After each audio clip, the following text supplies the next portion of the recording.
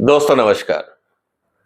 आपने कहानी सुनी होगी बचपन में कि जो घायल शेर होता है ना वो ज्यादा खतरनाक, ज्यादा खूंखार हो जाता है। आजकल ट्रंप साहब के साथ ऐसा ही कुछ हो रहा है।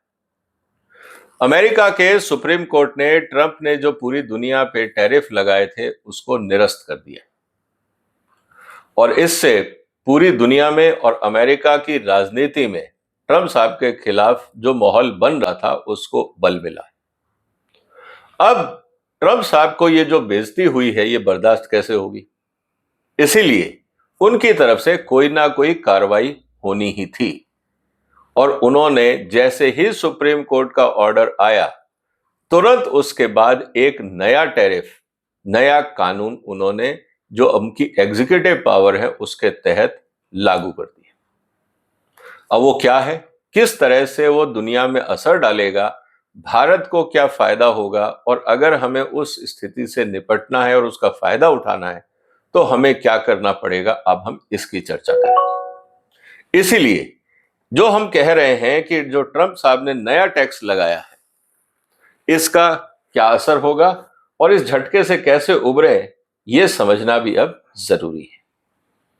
दोस्तों इसको पहले समझते हैं कि यह कानून है क्या। 20 फरवरी को जो ट्रंप साहब ने कानून लागू किया वो बड़ा इंटरेस्टिंग है। उन्होंने ये कहा कि जो एक टर्म आती है ट्रेड में which is called D minimus, मतलब मिनिमम तो लगेगा ही, और वो है 10%। कोई भी प्रोडक्ट अमेरिका में अब एंटर होगा किसी भी देश में, अनलेस अदरवाइज स्पेसिफिकली वो प्रोडक्ट उस देश से एग्जेम्प्ट किया गया है या नहीं, अगर उसके लिए अलग से नोटिफिकेशन अमेरिका की सरकार ने निकाला है तभी आपको उसमें कोई रियायत या रिलीफ मिल सकती है। अदरवाइज 10% टैक्स तो मिनिमम आपको देना ही पड़ेगा। अब ये क्यों इंपॉर्टेंट है इसको समझते हैं। इस कानून के आने से पहले जो $800 तक का जो प्रोडक्ट आता था, मान लीजिए आपके कोई रिश्तेदार अमेरिका में रहते हैं, आपने यहां से उनके लिए दिवाली पे मिठाइयां भेजी और उस पे आपने वैल्यू लिख दी $200, $500। अमेरिका में जब वो प्रोडक्ट आपके रिश्तेदारों या दोस्तों तक जाता था तो उस पर ड्यूटी नहीं लगती थी। अब वो प्रोविजन हटा दिया गया है। इसका मतलब जो पहले $800 तक का जो प्रोडक्ट जाता था, चाहे छोटे छोटे कंसाइनमेंट के रूप में जाता था, वो ड्यूटी फ्री था। अब जो कल कानून ट्रंप साहब ने जारी किया है, नया कानून, उसके तहत no shipment is duty free regardless of value. कितनी भी कीमत हो, चाहे ₹2 का चीज हो, ड्यूटी देनी पड़ेगी। All low value parcel must pay duties, taxes and fees. जो भी कानून के हिसाब से है वो आपको देना पड़ेगा। Applies to postal and courier shipment. जब आप यहां से बाई कुरियर भेजते हैं तो पहले एग्जम्पशन था, अब नहीं मिलेगा।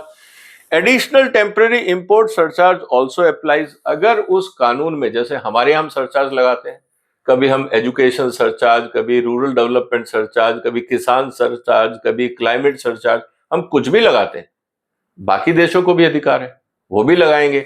तो ड्यूटी के ऊपर जो बाकी सरचार्ज है वो भी हमें उनको देने पड़ेंगे। और ये कानून जो लागू हो रहा है वो हो रहा है अगले हफ्ते से, मंगलवार से, 24 फरवरी से। तो अब आपके पास टाइम नहीं है।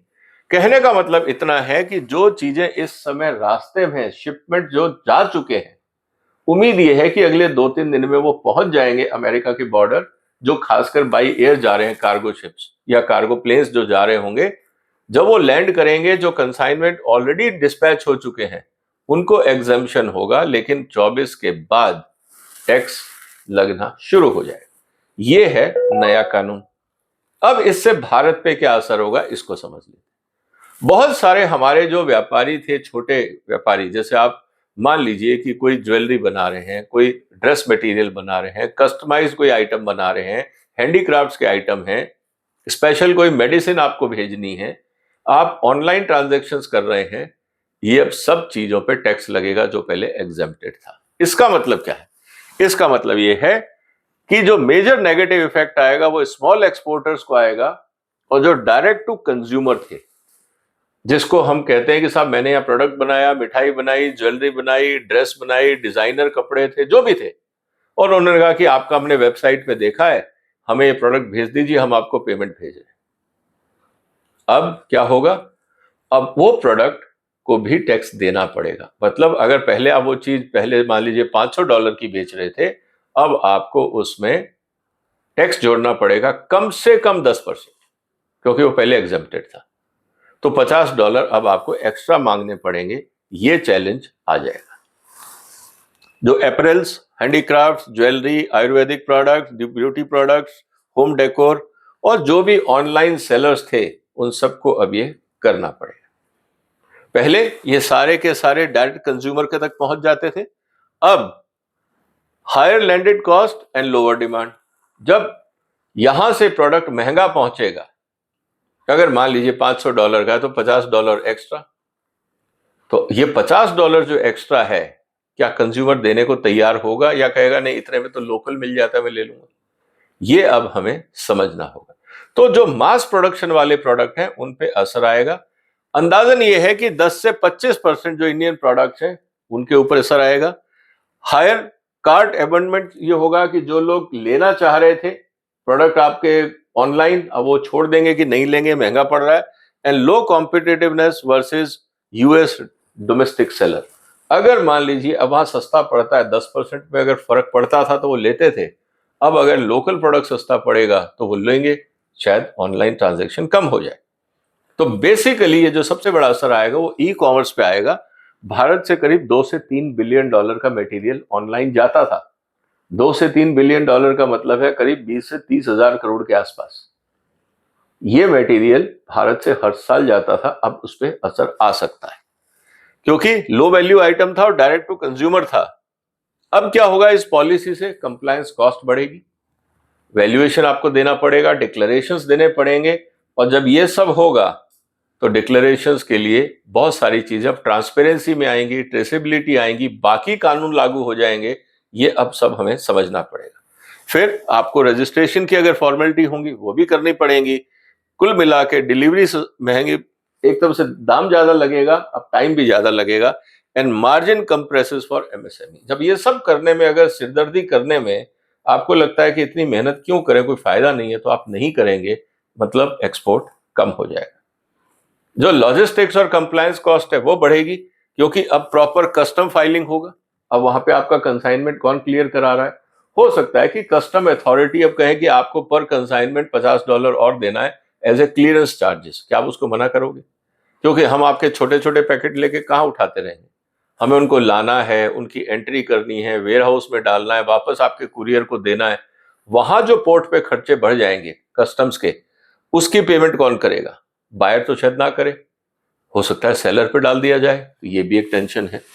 फिर एचएस क्लासिफिकेशन, अभी तो आप लिख देते थे उसके अंदर कि साहब शर्ट, अब शर्ट कौन सी क्लासिफिकेशन की? सिल्क की है, कॉटन की है, नाइलॉन है, ब्लेंड है, हर एक का एचएस कोड अलग होगा।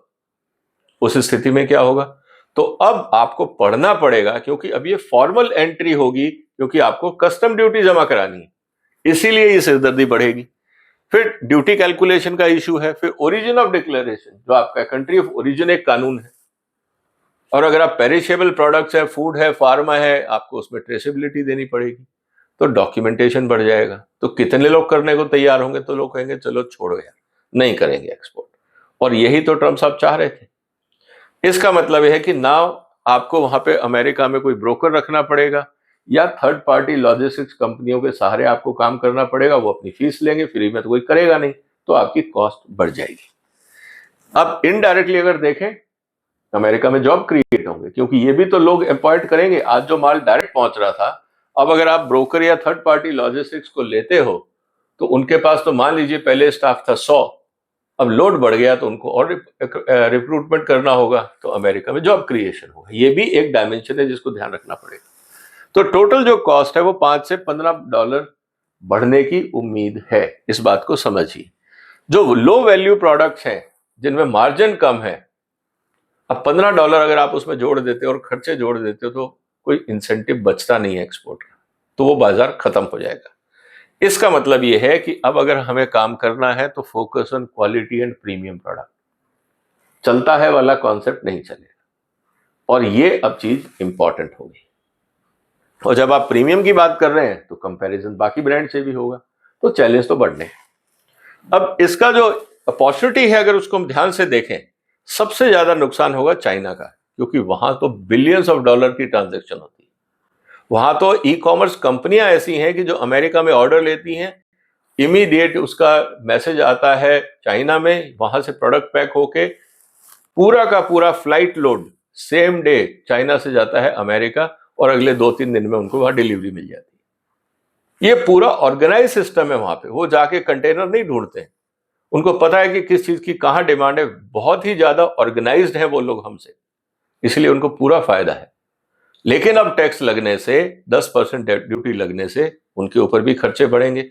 हो सकता है कि जो बाकी देश हैं जो अभी तक नहीं बेच पा रहे थे, अब शायद उनका रास्ता निकले, या लोकल इंडस्ट्री को फायदा हो, खासकर अमेरिका की एमएसएमई को। तो ये भी हमें समझना होगा। तो पहले जो अल्ट्रा चीप प्रोडक्ट चाइना से अमेरिका जाते थे, जिससे ट्रेड डेफिसिट बढ़ता था, अब उस पर भी असर आएगा, सोर्सिंग शायद कम हो जाए। लेकिन भारत का फायदा क्या है कि चाइना और भारत के बीच में जो गैप था वो कम होगा, प्रोवाइडेड ये बाय डिफॉल्ट 10% तो उन पे भी लग रहा है, हमें भी लगेगा, तो टैक्स से नहीं कम होगा। लेकिन अगर हमने अच्छा प्रोडक्ट बनाया तो निश्चित रूप से हम बाजार में उतर पाएंगे। कॉम्पिटेंसी जो आएगी वो क्वालिटी पे आएगी, प्राइस पे नहीं आएगी। इसका मतलब ये है कि भारत अगर बाजार में घुसना चाहता है तो हमें ट्रेसेबिलिटी और क्वालिटी, और ये सब डिजिटल होगा, कागजी कार्रवाई नहीं होती आज की दुनिया, हमें ये करना पड़ेगा। प्रीमियम पोजीशनिंग करनी पड़ेगी और जो यूनिक प्रोडक्ट है उस पे जाना पड़ेगा।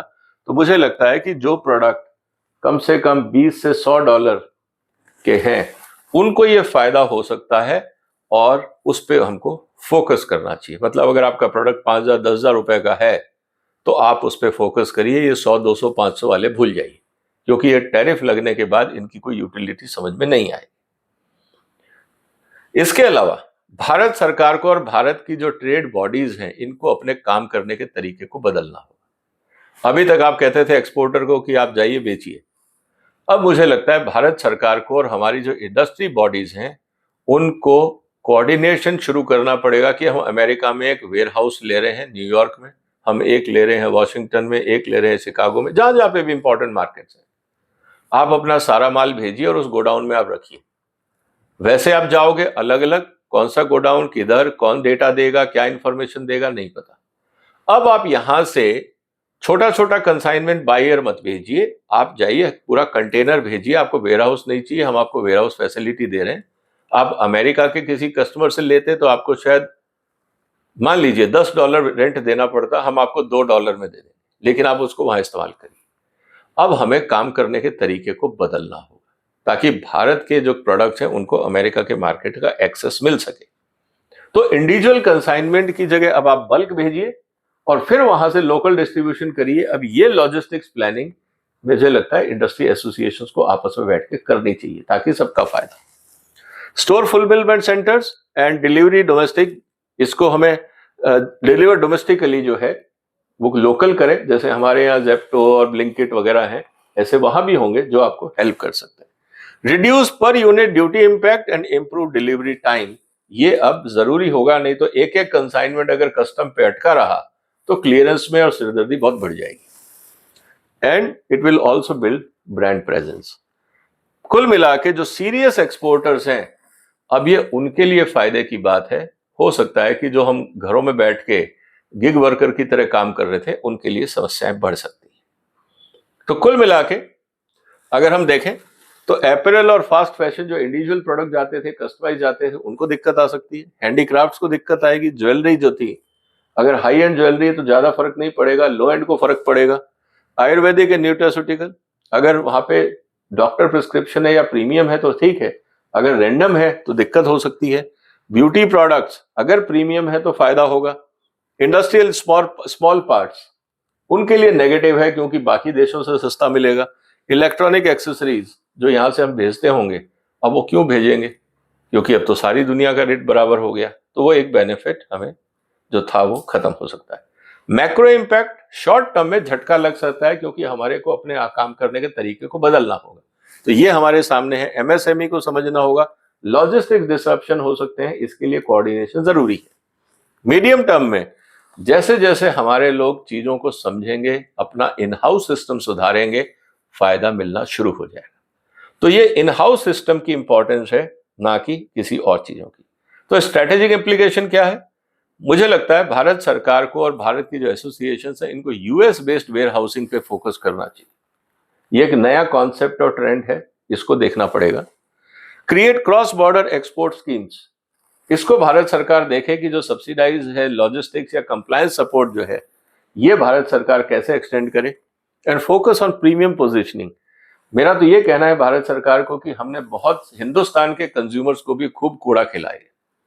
हमारे यहाँ जो माल बिकता है मिलावट दुनिया भर की, कबाड़ दुनिया भर का, हिंदुस्तान का कस्टमर परेशान है क्वालिटी से। अब कम से कम जब आप एक्सपोर्ट करना चाहते हो तो पहले घर को सुधारो ताकि एक्सपोर्ट बढ़े। हमारे घर में प्रोडक्शन खराब है और हम गिन गिन चुन चुन के भेजते हैं कि चलो ये ठीक लग रहा है हम इसको एक्सपोर्ट कर दें। ऐसे कभी एक्सपोर्ट बेस बनता नहीं। आपको पूरा इकोसिस्टम सुधारना होगा ताकि उस पर एक्सपोर्ट बिल्ड हो सके। जो हमारे कानून हैं वो सिर्फ कचरा बेचते हैं या बिकवाते हैं और उसको जस्टिफाई करने के लिए करप्शन है। तो करप्शन उन कानूनों को बढ़ाता है जिससे हिंदुस्तान के कंज्यूमर को कबाड़ मिलता है खाने को और पहनने को और देखने को। इसमें सुधार की जरूरत है। तो हमें अपने घर को सुधारना हो और सारा सिस्टम डिजिटाइज करिए। इंस्पेक्टर राज आपको नहीं चाहिए। जैसे पूरी दुनिया डिजिटल मॉनिटरिंग करती है भारत सरकार भी करे, तभी फायदा होगा, नहीं तो मुश्किल है। इसका मतलब यह है कि अब जो पूरा फोकस था चीप पार्सल ग्लोबलाइजेशन मॉडल, अब ये खत्म है। हमें रेगुलेटेड ट्रेड की तरफ जाना पड़ेगा और सप्लाई चेन जो है उसको लोकलाइज करना पड़ेगा। सप्लाई चेन सिर्फ वेयर हाउस नहीं, कंप्लीट इंफॉर्मेशन फ्लो, ये भी इंपॉर्टेंट है। तो जो छोटे सेलर हैं जो नहीं सक्षम होंगे उनके लिए खराब है, सीरियस एक्सपोर्टर्स के लिए अच्छा है। और भारत और चाइना अब दोनों कॉम्पिटिटर होंगे तो जो अच्छा काम करेगा बाजार उसका साथ देगा। तो हमें अपने काम को चाइना के साथ बेंचमार्किंग कर लेनी चाहिए, चाहे हम उसको अपना दुश्मन माने, लेकिन हमें वो बहुत कुछ सिखा सकता है कि काम कैसे करना। तो इसका मतलब ये है दोस्तों कि जो एमएसएमई सेगमेंट है और जो यहाँ से वहाँ की ई कॉमर्स के माध्यम से माल बेचा करता था उनको दिक्कत आ सकती है, लेकिन अगर हमने इन हाउस काम सही किया तो उसका फायदा है। और अल्टीमेटली प्रीमियम मार्केट है, वहाँ पे जो पर कैपिटा इनकम है हमसे बहुत ज़्यादा है, तो वो हमारे रेट का तो माल वो चाहते नहीं। जब वो प्रीमियम दे रहे हैं तो वो चाहेंगे कि प्रीमियम माल मिले, तो हम बना तो सकते ही हैं। तो प्रीमियम माल बनाएं, अपने जो घर में फैक्ट्रीज के अंदर जो सिस्टम्स हैं उनको सुधारें, कंप्लायंस पे फोकस करें और बाजार में एंटर करें। लेकिन अगर हम सुधरना नहीं चाहते तो टैरिफ कम हो या ज़्यादा, हम ज़्यादा समय तक बाजार में नहीं टिक पाएंगे। उम्मीद है ट्रम्प साहब जो कर रहे हैं वो बार बार जो झटका दे रहे हैं वो हमें सीखने का मौका दे रहे हैं। क्या हम इसका फायदा उठाएंगे? ये तो वक्त बताएगा। आपको क्या लगता है दोस्तों, क्या भारत सरकार को भी डोमेस्टिक क्वालिटी को सुधारने के लिए क्या कानून नहीं बदलने चाहिए? जो भी आपके विचार हो कमेंट बॉक्स में लिखिए। इस वीडियो को शेयर करिए, इस चैनल को सब्सक्राइब करिए अगर अभी तक नहीं किया है तो, और अगर आप सपोर्ट कर सकते हैं तो जरूर करिए, आपका स्वागत है। अपना ध्यान रखिएगा। फिलहाल वंदे मातरम।